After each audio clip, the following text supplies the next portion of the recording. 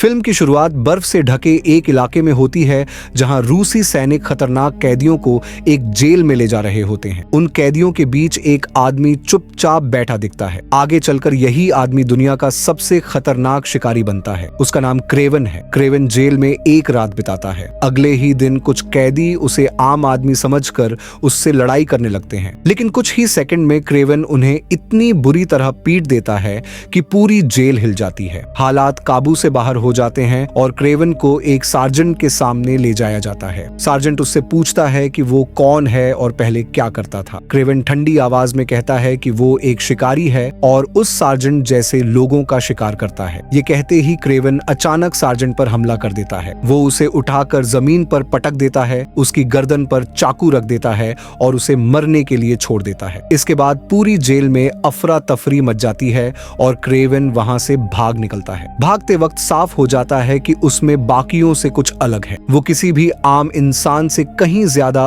ऊंची छलांग लगाता है, चीते की तरह तेज दौड़ता है और दीवारों पर ऐसे चढ़ता है जैसे ये उसका रोज का काम हो। कुछ ही मिनटों में वो बिना पकड़े गए गायब हो जाता है। भागते हुए क्रेवन एक भयानक बर्फीले तूफान में फंस जाता है। उसी तूफान के बीच एक भेड़िया उसके सामने आ जाता है जो उसे मार सकता है। हमला करने की जगह क्रेवन उसकी आंखों में गहराई से देखता है। अजीब तरह से भेड़िया बिना हमला किए पीछे हट जाता है। कुछ समय बाद क्रेवन अपने प्राइवेट जेट में बैठा दिखता है और रिपोर्ट करता है कि मिशन पूरा हो गया है और सार्जेंट मर चुका है। यही साफ हो जाता है कि क्रेवन कभी कोई आम कैदी था ही नहीं, बल्कि उसने जानबूझकर अपने मिशन के लिए जेल में एंट्री ली थी। इसके बाद कहानी बीते वक्त में चली जाती है, जहां क्रैव और उसके भाई की पुरानी जिंदगी दिखाई जाती है। एक दिन उनका पिता निकोलाई अचानक उन्हें मिलने के लिए बुलाता है। थोड़ी देर बाद दोनों भाइयों को पता चलता है कि उनकी माँ ने खुदकुशी कर ली है। ये खबर उन्हें अंदर से तोड़ देती है। वो सोचते हैं कि अब वो अपनी माँ का अंतिम संस्कार करेंगे, लेकिन बेहद बेरहम निकोलाई उन्हें जंगल में शिकार पर ले जाता है। जब दोनों उससे सवाल करते हैं तो निकोलाई ठंडे अंदाज में कहता है कि अंतिम संस्कार सिर्फ हादसे में मरने वालों के लिए होता है, न कि खुद की जान लेने वालों के लिए। निकोलाई एक गैंगस्टर और ड्रग डीलर है। वो चाहता है कि उसके बेटे भी उसी की तरह बेरहम और ताकतवर बने। इसी वजह से वो उन्हें शिकार करना सिखाता है ताकि वो दुनिया के सबसे खतरनाक शिकारी बन सके। जानवरों को मारना और उनकी खाल और सींगों की तस्करी करना भी उसका धंधा है। क्रेवन और उसका भाई ये सब करने से नफरत करते हैं, लेकिन दबाव में आकर शिकार के लिए जाने को मजबूर हो जाते हैं। अचानक वही शेर उनके सामने आ जाता है जिसका शिकार करने वो यहाँ आए होते हैं। क्रेवन बिना डरे बंदूक उठाता है और शेर की आंखों में सीधा देखता है। कुछ पलों के लिए शेर भी शांत हो जाता है। क्रेवन चाहे तो उसी वक्त उसे मार सकता था, लेकिन वो ऐसा नहीं करता। उसे शेर को मारने का मन नहीं होता। तभी पीछे से निकोलाई गोली चला देता है। गुस्से में शेर क्रेवन पर हमला करता है और उसे घसीटते हुए दूर ले जाता है। निकोलाई उसे बचाने के लिए गोलियां चलाता रहता है, लेकिन शेर बिल्कुल नहीं रुकता। आखिरकार शेर क्रेवन को छोड़कर चला जाता है। उसी वक्त जंगल में घूम रही एक रहस्यमयी लड़की घायल पड़े क्रेवन को देख लेती है। वो उसके मुंह में एक खास सीरम की कुछ बूंदें डालती है। कुछ ही पलों में क्रेवन के शरीर में अजीब बदलाव शुरू हो जाते हैं। उसकी ताकत बढ़ने लगती है और उसके जख्म खुद भरने लगते हैं। थोड़ी देर बाद रेस्क्यू टीम वहां पहुंचती है और क्रेवन को अस्पताल ले जाया जाता है। जाने से पहले वो लड़की चुपचाप उसके हाथ में एक छोटा सा कार्ड रख देती है। अस्पताल में क्रेवन की हालत बेहद नाजुक होती है। डॉक्टर उसे मरा हुआ तक घोषित कर देते हैं, लेकिन कुछ ही मिनट बाद सबके सामने क्रेवन फिर से जिंदा हो जाता है। होश में आते ही उसे अपने हाथ में रखा कार्ड दिखता है। थोड़ी देर बाद निकोलाई और क्रेवन का भाई अस्पताल पहुंचते हैं।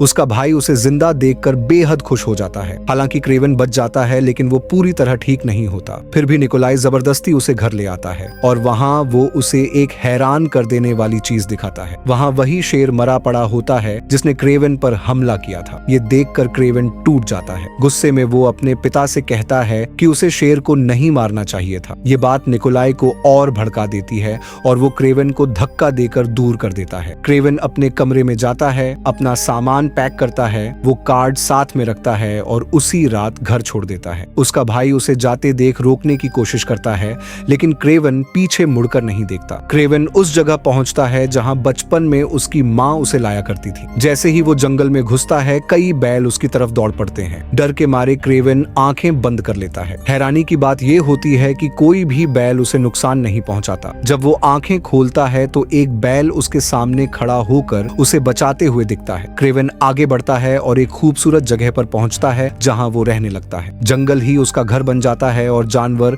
उसका परिवार बन जाते हैं। एक दिन वो एक हिरण को दौड़ते हुए देखता है और उसी तरह उसका पीछा करने लगता है। तभी उसे एहसास होता है कि उसके अंदर जानवरों जैसी ताकत आ चुकी है। वो हिरण की तरह तेज दौड़ सकता है, शेर जैसी ताकत रखता है और बंदर की तरह ऊंचे पेड़ों के बीच छलांग लगा सकता है। ये सब करते हुए उसे अजीब सा सुकून मिलता है। एक दिन क्रेवन जंगल में दो शिकारियों को बेरहमी से जानवरों को मारते हुए देखता है। गुस्से में वो उन्हें रोकता है और कहता है कि उन्हें ऐसा नहीं करना चाहिए था। शिकारी उसकी बात नहीं मानते और उल्टा उस पर बंदूक तान देते हैं। यही वो पल होता है जब क्रेवन पूरी तरह बदल जाता है। वो दोनों शिकारियों पर हमला करता है और उन्हें इतनी बुरी तरह मार देता है कि कोई भी बच नहीं पाता। उसी दिन से क्रेवन तय कर लेता है कि अब कोई भी शिकारी बख्शा नहीं जाएगा। कहानी फिर वर्तमान समय में लौटती है, जहां क्रेवन खुले मैदान में कुछ लोगों को भैंसों का शिकार करते हुए देखता है। जानवरों को ट्रक्स में भरा जा रहा होता है। ये देखकर क्रेवन भड़क जाता है और उन्हें रोकने की कोशिश करता है। उनका लीडर उसे धमकाता है और रास्ते से हट जाने को कहता है, वरना उसे कुचल देने की बात करता है। क्रेवन उसकी धमकी को नजरअंदाज कर देता है। जैसे ही गाड़ियां चलती हैं, क्रेवन चलती ट्रक्स पर कूद जाता है। गाड़ियों के बीच भयानक लड़ाई होती है। कई जानवर बच जाते हैं, लेकिन लीडर की गाड़ी भाग निकलती है। जाते जाते क्रेवन उसका लाइसेंस नंबर याद कर लेता है। सीन फिर बदलता है और वही लीडर अपने बॉस को कामयाबी की खबर देने उसके ऑफिस पहुंचता है। जैसे ही वो पलटता है, उसके पैरों तले जमीन खिसक जाती है। उसके सामने उसका बॉस नहीं बल्कि क्रेवन खड़ा होता है। वो आदमी हैरान रह जाता है कि क्रेवन उससे पहले वहां कैसे पहुंच गया। सच्चाई ये होती है कि क्रेवन पहले ही वहां आ चुका था और उसके बॉस को मार चुका था। शांत आवाज में क्रेवन उससे पूछता है कि वो कैसे मरना चाहता है। फिर वो अपनी डायरी निकालता है और देखता है कि उसका नाम लिस्ट में है या नहीं। उस डायरी में उन सभी बुरे लोगों के नाम होते हैं जिन्हें क्रेवन मारना चाहता है। जैसे ही नाम काटा जाता है, क्रेवन बंदूक उठाता है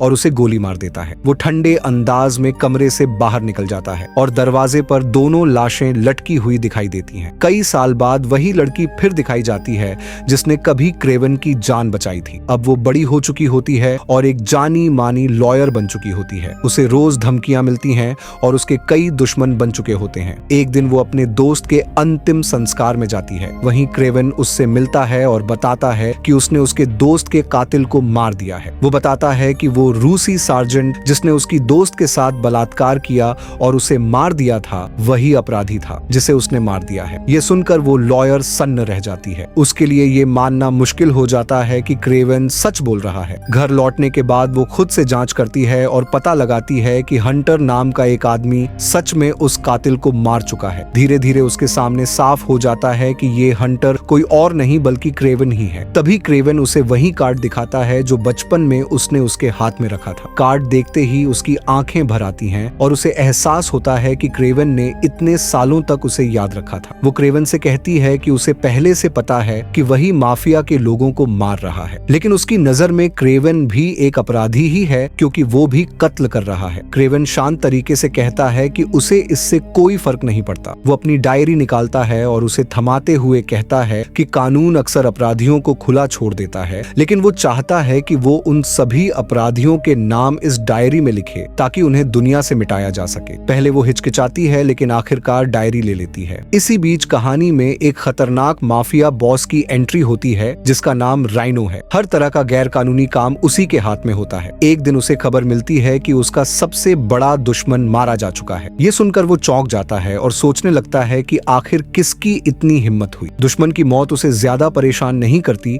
लेकिन वो मानता है कि ऐसा करने वाला या तो किसी के साथ मिला हुआ है या फिर आने वाले वक्त में उसके लिए खतरा बन सकता है। साथ ही राइनो अपने दुश्मन का पूरा कारोबार भी हथियाना चाहता है। जब राइनो अपने दुश्मन के आदमियों से मिलने जाता है तो गुस्से में उस पर गोलियां चलाई जाती हैं। हैरानी की बात यह होती है कि उसे कुछ भी नहीं होता। उसका शरीर पत्थर की तरह सख्त हो चुका होता है। असल में उसके शरीर में पहले ही एक अजीब सीरम डाला जा चुका होता है। उसी पल उसके छिपे हुए स्नाइपर्स मौका देखकर सबको मार गिराते हैं। सिर्फ एक आदमी जिंदा बचता है जिसका नाम मॉरिस होता है। डर के मारे मॉरिस राइनो के साथ हाथ मिलाने को तैयार हो जाता है। उधर क्रेवन का पिता निकोलाई मॉरिस को एक बिजनेस डील के लिए बुलाता है। असलियत ये होती है कि मॉरिस राइनो के कहने पर निकोलाई को मारने आया होता है। उसके इशारे पर उसके आदमी हमला कर देते हैं, लेकिन निकोलाई अपने दम पर सबको मार देता है। जब ये खबर राइनो तक पहुंचती है तो वो गुस्से से पागल हो जाता है। थोड़ी ही देर बाद उसे ये भी पता चल जाता है कि उसके दुश्मनों को मारने वाला आदमी कौन है। वो कुछ नहीं कहता, लेकिन उसके चेहरे से साफ झलकता है कि अब वो कोई बड़ा कदम उठाने वाला है। इसके बाद क्रेवन अपने भाई से मिलने के लिए इमारतों की छतों पर कूदता हुआ पहुंचता है, क्योंकि उसके भाई का जन्मदिन होता है। दोनों एक क्लब में जश्न मनाते हैं। वहां उनका पिता भी आ जाता है और समझाने की कोशिश करता है कि क्रेवन को परिवार से दूर नहीं होना चाहिए था, लेकिन उसकी बातें क्रेवन पर असर नहीं करती। जश्न के बाद क्रेवन अपने भाई को घर छोड़ने आता है, क्योंकि वो बहुत नशे में होता है। जैसे ही क्रेवन जाने लगता है, उसका भाई उसे रोक लेता है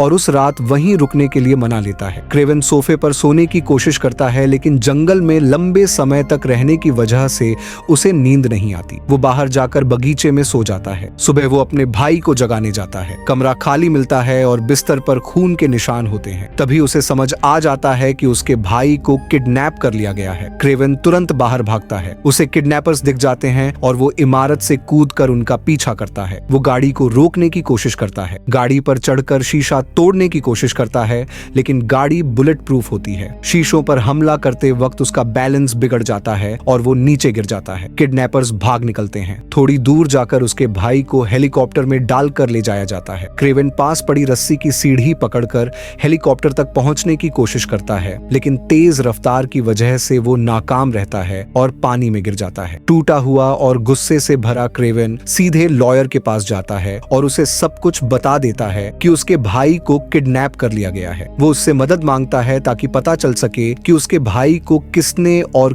क्यों किडनैप किया है। लॉयर अपने सीक्रेट सोर्सेज से पता लगाती है कि क्रेवन के भाई को कहां रखा गया है और ये जानकारी उसे दे देती है। वहीं दूसरी तरफ क्रेवन को अपने पिता निकोलाई के कॉन्टैक्ट्स से पहले ही पता चल चुका होता है कि माफिया ने पैसे के लिए उसके भाई को किडनैप किया है। वो अपने पिता से कहता है कि अगर बात पैसों की है तो पैसे दे दिए जाएं, लेकिन निकोलाई ठंडे अंदाज में कहता है कि पैसे देना उसे कमजोर दिखाएगा और वो किसी भी हाल में कमजोर नहीं दिखना चाहता, चाहे इसके लिए उसके अपने बेटे को ही क्यों ना मरना पड़े। ये सुनते ही क्रेवन का खून खौल उठता है। उसे समझ आ जाता है कि अब उसके भाई को सिर्फ वही बचा सकता है। उसी वक्त एक आदमी आता है और लॉयर को किडनैपर्स की पूरी जानकारी देता है, जिसमें उनकी एग्जैक्ट लोकेशन भी होती है। लॉयर खुशी से भर जाती है, लेकिन कुछ ही मिनटों में सच्चाई सामने आ जाती है। वही आदमी बाद में राइनो के एक आदमी से मिलता हुआ दिखता है। तब खुलासा होता है कि किडनैपर्स कोई और नहीं बल्कि राइनो के ही लोग हैं। राइनो ने जानबूझकर सारी जानकारी क्रेवन तक पहुंचने दी होती है ताकि उसे जाल में फंसाया जा सके। राइनो की योजना के मुताबिक लॉयर किडनैपर्स की लोकेशन क्रेवन को बता देती है। एक पल भी बर्बाद किए बिना क्रेवन अपने भाई को बचाने वहां पहुंच जाता है। अंदर घुसते ही गार्ड्स के साथ खतरनाक लड़ाई शुरू हो जाती है। गार्ड्स के पास गन्स होती हैं, लेकिन क्रेवन आसानी से एक साथ दो लोगों को मार देता है। वो स्नाइपर राइफल उठा लेता है और रास्ता साफ करता हुआ उस कमरे तक पहुंच जाता है जहां उसका भाई कैद होता है। भाई को आजाद करने से पहले क्रेवन को वहां के लीडर से लड़ना पड़ता है। लड़ते लड़ते दोनों खिड़की तक पहुंच जाते हैं और तभी क्रेवन को समझ आ जाता है कि सब कुछ एक जाल था। अगले ही पल खिड़की टूट जाती है और दोनों नीचे गिर जाते हैं। जमीन पर गिरते ही ऊपर से बड़े बड़े पत्थर उन पर गिराए जाते हैं। राइनो मान लेता है कि क्रेवन मर चुका है। वो जोर जोर से हंसता है, क्रेवन के भाई को छोड़ देता है और सच्चाई बताता है कि असली हंटर क्रेवन ही है, जो चुन चुनकर माफिया और अपराधियों को मार रहा था। कुछ आदमी नीचे जाकर देखते हैं कि क्रेवन जिंदा है या नहीं। हैरानी की बात यह होती है कि क्रेवन अभी भी जिंदा होता है। उसकी ताकतें उसे बचा लेती हैं। क्रेवन उन दोनों आदमियों को मार देता है। वो उनकी गन्स उठा लेता है और वहां से बाहर निकल जाता है। रास्ते में वो लॉयर को फोन करके बताता है कि सब कुछ माफिया का जाल था और अगला निशाना वो खुद हो सकती है। वो उसे तुरंत वहां से निकल जाने को कहता है। लॉयर फौरन अपना ऑफिस छोड़ देती है और एयरक्राफ्ट से उस सुरक्षित जंगल में पहुंचती है जिसके बारे में क्रेवन ने बताया होता है। ये वही जंगल होता है जहां क्रेवन रहता है। रास्ते में अचानक झाड़ियों से एक चीता निकलकर उस पर हमला कर देता है। क्रेवन खुद जंगली जानवर की तरह उससे लड़ता है। उसकी ताकत और हिम्मत के आगे चीता हार मानकर भाग जाता है। ये सब देखकर लॉयर सन्न रह जाती है। इधर राइनो को खबर मिलती है कि क्रेवन जिंदा है और बचकर निकल गया है। वो अपने स्पाइस को उसे ढूंढने भेज देता है। एक स्पाई राइनो को एक खास पोलन जंगल दिखाता है जो उसी जगह मिला होता है जहां जहां क्रेवन पत्थरों के नीचे दबा था। बताया जाता है कि ये पॉलन सिर्फ कुछ खास जंगलों में ही पाया जाता है। इससे साफ हो जाता है कि क्रेवन वहीं छिपा हुआ है। अब माफिया को क्रेवन की लोकेशन मिल जाती है। जंगल में क्रेवन लॉयर से पूछता है कि जो दवा उसने बचपन में दी थी क्या वो अभी भी मौजूद है। वो दवा बहुत ताकतवर थी और अब उसे फिर से उसकी जरूरत होती है। लॉयर पहले मना कर देती है और कहती है कि वो सीरम उसकी दादी ने जड़ी बूटियों से बनाया था और अब वो जिंदा नहीं है। उसी वक्त राइनो के आदमी जंगल में घुस आते हैं और हर तरफ से क्रेवन को ढूंढने लगते हैं। क्रेवन को पहले से पता होता है कि माफिया वहां आएगा। अचानक हमला शुरू हो जाता है। गोलियों और चीखों की आवाज सुनकर राइनो समझ जाता है कि क्रेवन सामने आ चुका है। तभी खुलासा होता है कि राइनो के साथ आया स्पाई असल में एक जादूगर होता है। वो अपनी चालों से बार बार क्रेवन को धोखा देता है और आखिरकार उसके शरीर में जहरीला मटेरियल डाल देता है। क्रेवन जमीन पर गिर पड़ता है और लगभग मरने की हालत में पहुंच जाता है। जादूगर उसे गोली मारने ही वाला होता है कि तभी गोली चलती है और पीछे से लॉयर गोली मारकर जादूगर को खत्म कर देती है। क्रेवन आखिरी सांसें ले रहा होता है कि तभी लॉयर उसे वही सीरम पिलाती है जो उसकी दादी ने बनाया था। तभी पता चलता है कि उसने पहले झूठ बोला था और वो सीरम हमेशा उसके पास ही था। जैसे ही क्रेवन उसे पीता है वो होश में आ जाता है। उसके सारे जख्म भर जाते हैं और उसकी पूरी ताकत लौट आती है। दूसरी तरफ राइनो को झूठी खबर मिलती है कि क्रेवन मर चुका है। खुश होकर वो अपने आदमियों के साथ जंगल से निकलने लगता है। तभी सामने भैंसों का एक बड़ा झुंड आ जाता है। राइनो खुद को सीरम इंजेक्ट करता है और पत्थर की तरह सख्त हो जाता है। भैंसें गाड़ियों को पलट देती हैं और कई माफिया मारे जाते हैं। उसी वक्त क्रेवन की एंट्री होती है। उसे जिंदा देखकर राइनो और ज्यादा गुस्से में आ जाता है। क्रेवन बिना डरे उस पर हमला करता है, लेकिन साफ हो जाता है कि इस वक्त राइनो ज्यादा ताकतवर है। क्रेवन समझ जाता है कि सीधी ताकत से जीत पाना मुमकिन नहीं है और ये लड़ाई दिमाग से जीतनी होगी। वो एक लोहे की रॉड से ठीक उसी जगह वार करता है जहां राइनो ने सीरम डाला था। राइनो कमजोर पड़ जाता है। उसे रस्सियों से बांधा जाता है और रस्सियां दौड़ती भैंसों के सींगों से बांध दी जाती हैं। भैंसें पागलों की तरह दौड़ती हैं और राइनो को घसीटते हुए ले जाती हैं। अब वो लगभग मर चुका होता है। फिर भी क्रेवन का गुस्सा शांत नहीं होता। वो बंदूक उठाता है और राइनो को गोली मारने ही वाला होता है। तभी उसका भाई बीच में आकर उसे रोक लेता है। क्रेवन आखिरी सवाल पूछता है कि मेरी वीडियो तुम्हें किसने भेजी थी और मेरे बारे में सब कुछ किसने बताया था। राइनो जोर जोर से हंसता है और कहता है कि क्रेवन अभी भी नहीं समझा है। सब कुछ बताने वाला कोई और नहीं बल्कि उसका अपना पिता निकोलाई था। निकोलाई ने ही उसके बारे में सारी जानकारी दी थी। ये सुनकर क्रेवन अंदर से टूट जाता है। सच्चाई जानने के लिए वो सीधे अपने पिता निकोलाई के पास जाता है। निकोलाई खुलकर मान लेता है कि उसे पहले से पता था कि क्रेवन माफिया और अपराधियों को मार रहा है। वो बताता है कि राइनो उसके धंधे का सबसे बड़ा दुश्मन था। राइनो को ना तो हराया जा सकता था और ना ही उससे दोस्ती की जा सकती थी। एक दिन राइनो ने उसके एक आदमी को मरवाकर उसका पूरा कारोबार हथिया लिया था, जो असल में निकोलाई का होना चाहिए था। निकोलाई मानता है कि वो गुस्से से भरा हुआ था, लेकिन उसे पता था कि राइनो से बदला लेना उसकी औकात से बाहर है। इसी वजह से उसने जानबूझकर राइनो को क्रेवन के खिलाफ भड़काया। उसे पूरा भरोसा था कि जब राइनो क्रेवन और उसके भाई पर हमला करेगा तो क्रेवन उसे जिंदा नहीं छोड़ेगा और आखिरकार वही होता है। इस तरह क्रेवन बिना जाने अपने पिता की चाल का हिस्सा बन जाता है और निकोलाई के लिए रास्ता साफ कर देता है। एक बार फिर निकोलाई एक ताकतवर माफिया बॉस बनने वाला होता है, लेकिन क्रेवन को ये मंजूर नहीं होता। वो पहले ही बुरे लोगों को मार रहा था, तो फिर उसका अपना पिता कैसे बच सकता था। सब कुछ सुनने के बाद क्रेवन बिना कुछ कहे वहां से चला जाता है। थोड़ी ही देर बाद एक भेड़िया निकोलाई पर हमला कर देता है। ये हमला क्रेवन के इशारे पर होता है और क्रेवन अपने पिता को बचाने नहीं आता, क्योंकि वो जानता है कि निकोलाई इसी अंजाम का हकदार था। पोस्ट क्रेडिट सीन में क्रेवन अपने भाई के साथ खुश नजर आता है। अब दोनों एक शांत जिंदगी जी रहे होते हैं। सारे माफिया खत्म हो चुके होते हैं और क्रेवन ने शिकार करना छोड़ दिया होता है। दोनों भाइयों को एक साथ खुश दिखाते हुए यहीं पर ये कहानी खत्म हो जाती है। ये वीडियो पसंद आया है तो इसे लाइक करके चैनल को सब्सक्राइब भी कर लीजिए। जल्द मिलेंगे एक और धमाकेदार वीडियो के साथ। Thank you for watching.